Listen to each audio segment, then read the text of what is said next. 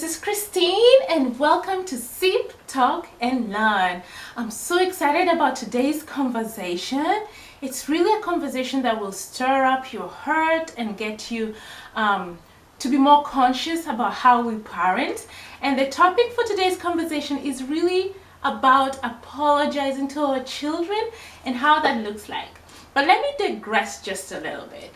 So last summer, I got an invitation to attend a Super Soul session taping with Oprah and other thoughtful leaders like Brené Brown, Iyanla Vanzant, Rob Bell, Elizabeth Gilbert.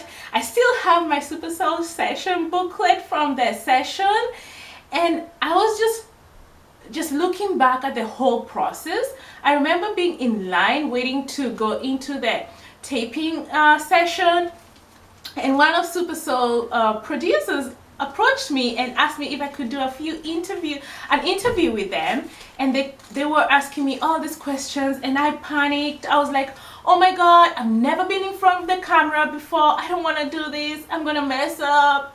And she kept telling me over and over that you can do this.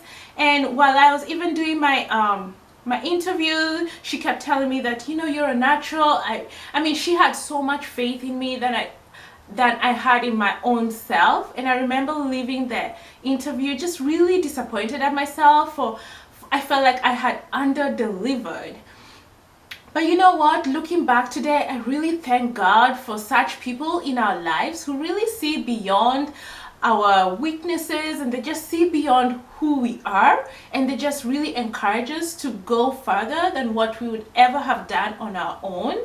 And I was just thinking to myself, if that same producer would see me on YouTube, I think she'd be, one, surprised, two, uber proud that I'm now overcoming my fear of being in front of people and really trying to make a difference, not just with my writing, but also with speaking in public as well. So, you know, I'm trying to get to that level where I am able to speak as good as I believe I'm writing. I mean, I'm not perfect with writing it, but I have much more confidence in my writing than I have in my speaking abilities. So I'm just really proud of myself to take on taking this dare, and just continuing to encourage you guys to just really go for whatever is in your heart and don't let fear stop you. So enough of all that, let me put this away. So as I said, we're going to be discussing apologizing to our children and how that looks like. But before we get started, I want to give you guys a few minutes to grab yourself a cup of coffee, a cup of tea, or whatever it is that you want to have as we have this conversation, and then we'll get back to our deep conversation for today.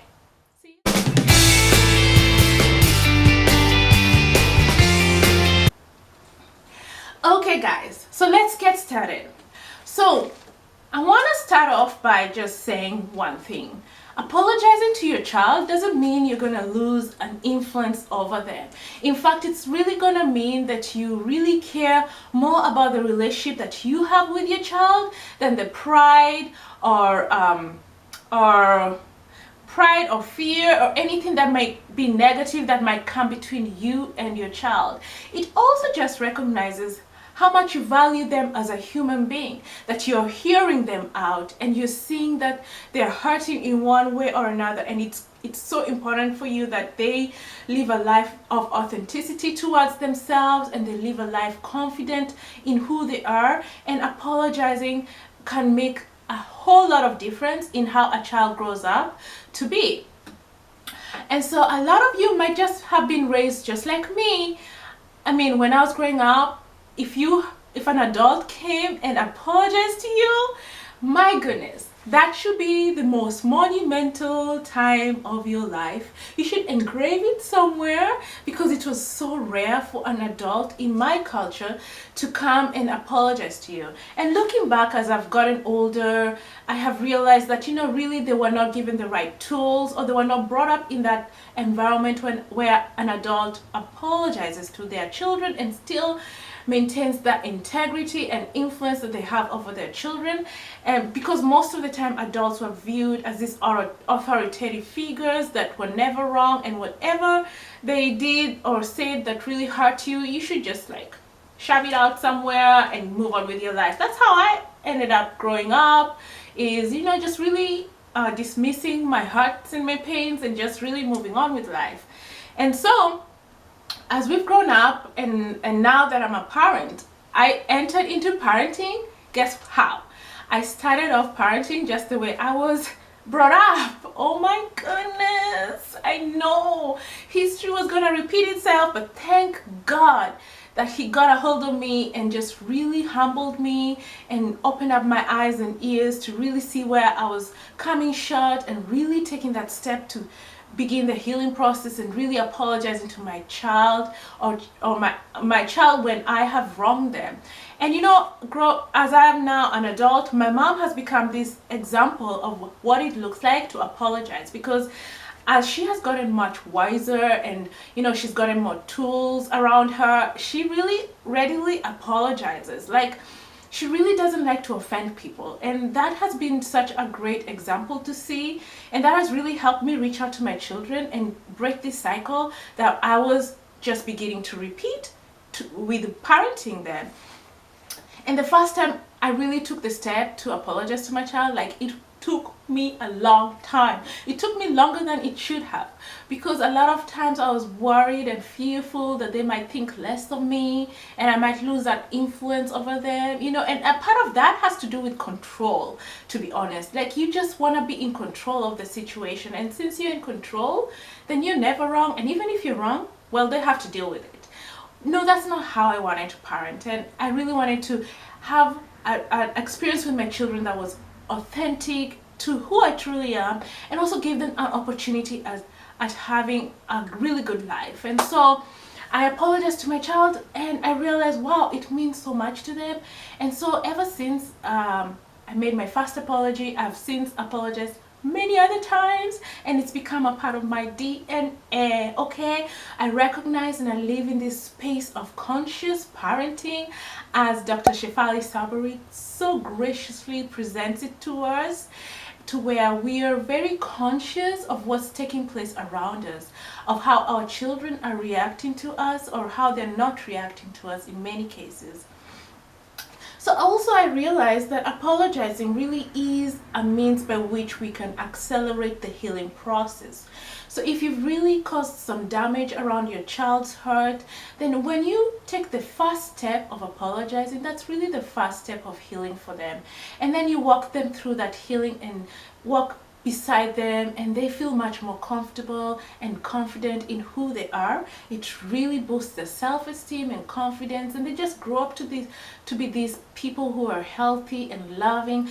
Because also, when I thought more about apologizing and why it's so important to do so, I realized that apologizing is a form of humility, that you get into that space within yourself where you pull out the humility that is within you, and you put away all the pride and the ego, and you go before your child in total, you know, humility, and just say, you know what, I got it wrong. I'm so sorry I spoke to you that way.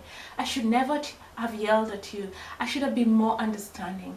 That is such a good way of parenting when you think about it, because what you're showing and giving your child is going to multiply more than you could ever dream or imagine. It's almost like a seed you're planting, and it's just going to grow into something so beautiful that from generation to generation it will be passed on, and you're going to raise a generation of kids who are just connected to who they are and who are healthy to be in the society. So as I was preparing for this is what I wrote. To experience the highest peak of authentic parenting, we must create an environment where apologies are shelved in our hearts and freely given as the need arises. I don't want to be that old parent, that old version of me who really was not connected to myself and my emotions, in that an apology was so far away from who I was, and that it's so far out of reach. Like, you want it to be where it's reachable. You know, imagine a bookshelf with all the books in it, and what if you were to reach to grab one book and it's just, there's so much resistance, like it's so hard to get it out of the shelf. No, I want to be able to reach and grab the book and go on with my life. And that's how I view it now. I just want to make sure that apology is so engraved in my heart that when the need arises, I give it out freely to my child and I help them grow into the beautiful person that they truly are. And what I have realized really is, if we continue on a path of not apologizing or recognizing where we have gotten wrong, we in many ways nurture and create and bring up these children who have a lot of toxic emotions within them. Because guess what? You're not only going to mess up once, you're going to mess up many other times. And can you, just for example, what if you messed up 100 times? And 100 times you never once asked for an apology from your child? What kind of child are you creating? Because this child is human. They have emotions within themselves that haven't healed. So over time, that emotion piles up into this toxic child who, when presented to the world, is a very unhealthy person to be around. And many a times when you look at the bullying that is taking place in school, you know, just the lack of compassion that is taking place outside in society, it normally starts at home and how we parent our children. And we're not going to get it right all the time. But that's why it's so important for us to get it right when we know we've gotten it wrong, that we go back and apologize.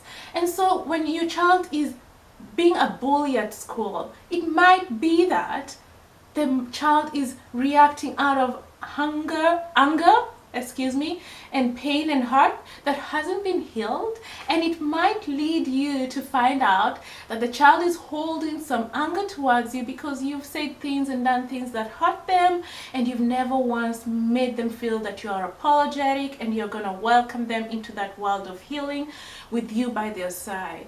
So for us to minimize the violence and all the very harsh realities of raising a child that is disconnected from who they really are, and a child that is so emotionally aggravated, it's so important that we as parents take ownership of our roles in whatever happens in our child's life. And if it means apologizing, please let's get it right at the beginning rather than when they're much older. Because what I've come to realize, I'm going to give you an example. I have a friend who is in his, he's old and he's not a kid anymore, but he's struggling to find who he is, and he's struggling to connect and find relationships where he can really invest his life in, because he doesn't want to be deeply connected and deeply rooted with anyone because of fear of being hurt.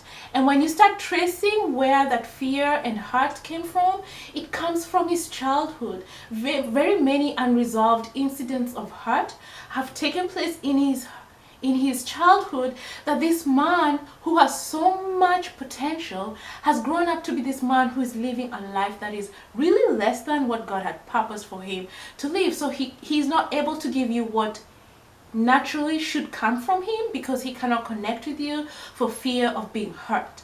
So it's just a great example of what steps we as parents can take to minimize such occurrences from happening and to give our child the fullest and the best life that they deserve. And also to another thing that I've realized, and we all know this, when we apologize, please mean it. There is nothing as bad as a half-hearted apology. So if you're not ready to give an honest, authentic apology, don't give it. Because the worst thing is giving out something that you're not able to fulfill or honor, in the sense of how you react towards your child and how you live around that environment of hurt. So another thing is, when we give half-hearted apologies, we forget and we fail to realize that our children are so much more connected to us emotionally than we even think. And so, for example, if you give an apology just for the sake of moving on with life, then that apology will translate in how you react and behave around your child. And so there's an environment that is created when we apologize and mean it. And so that environment often leads to healing, and it's an environment where healing is really nurtured, healing is welcomed, and it's very authentic. You can feel it. You don't need anyone to tell you. You can just feel it. And children feel that. If we don't give them something honest, they really feel it. The environment is not there for them to move through healing. And so what usually happens, a great example is a child makes a decision that is totally against what the parent wanted them to do. Maybe the parent wants them to be a doctor, and they've decided, oh, I'm going to be a musician or something, and then the parent proceeds to just really try to control the situation by maybe saying some hurtful things that really is aimed at putting fear in that child's heart so that they don't pursue that direction. Again, going back to the control factor, we need to let control out of the way when we are parenting. And so often what happens is that child starts drifting away from the parent, and as soon as the parent realizes that, hey, I'm seeing a drift between us, they might not mean it at the time, so they might just go ahead and say, oh, you know what, I apologize, for the heck of it. Sorry for using that word, just for the mere purpose of getting back to where they want to be. But really, if you're not authentic in that apology, it will translate in your actions. So it's really important for us to nurture an environment where apologies are readily given when it's necessary, so that we nurture children who are healthy for the society out there, because this world is brutal and there's some things that children will face out there, and if the environment at home is not conducive for that, it will really inhibit their growth in a very healthy way. And then you find that your child is always being expelled from school or such things, and that might not always be the only reason why a child is misbehaving or not behaving in a way that is acceptable in society. There could be other factors contributing to that, but if it is a matter of apologizing, then let it be a process or something that is readily given when it's necessary. So I know parenting is not easy. Trust me, I'm learning as we go. I mean, there's no manual out there that tells you do this, you get this, do this, you get that. No, you just learn as you go, and that's why I want us to share our thoughts. I want us to share our experiences, and I just love you guys for all the comments that you're sending to me via Facebook, Instagram. I love you guys. You guys are really helping me to be a better person, and you're really challenging me to keep daring greatly. And yeah, let's continue this conversation. This is not the only conversation we'll have on parenting. There's so much that goes into parenting, and I'm learning to parent teenagers now. So how does that look like? I want us to have a conversation on that in the future videos that we'll have. So I'm gonna end right there, but I want to dare you to go after what you need to do to make peace with your child. So if you owe your child an apology, please go after that and make it a point of giving it to them, and giving to them in an authentic kind of way. And just be who you are, and just really don't let an apology come between you and your child. So if that's necessary, just give it, and just continue to live a healthy life with you and your child, and you'll just enjoy a strong bond as the child gets older and older. And that the example that you've set for them will translate in future generations. So I love you lots, and we'll catch up soon. Have a good week, and we'll talk soon. Bye.